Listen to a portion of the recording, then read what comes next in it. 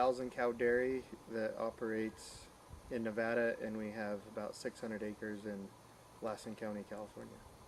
As we produce our hay, we have a premium time frame, which is pretty standard across the industry, and we're able to produce in like a 5-hour period premium hay for approximately an hour to an hour and a half. And we might be going for 5 hours, and we'll have somewhat good hay for the first portion, and then we'll have really good hay in the middle, and then at the tail end we'll have, you know, good hay again.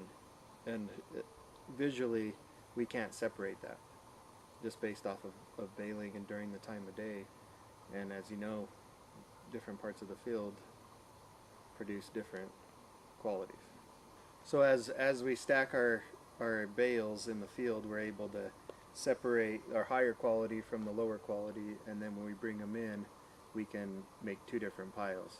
And that way we're not mixing a subpar quality with a better quality, or even a supreme with a subpar. Yeah. I already have pre-separated stacks, and I can throw away the bad ones and keep the good ones, and then we have our stacks that are, it's not really throwaway hay, but it's a lower quality. Yeah. Before we had this, we would do that at the dairy. After we shipped our hay in, some bales would be better and some bales just wouldn't be quite as good.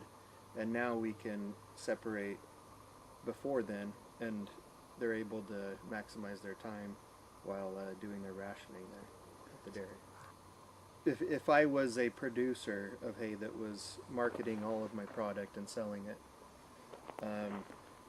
typically you might bring up your value, your relative feed value on a whole entire stack on a subpar quality, and if you could separate your highest quality, you could market that at a higher price.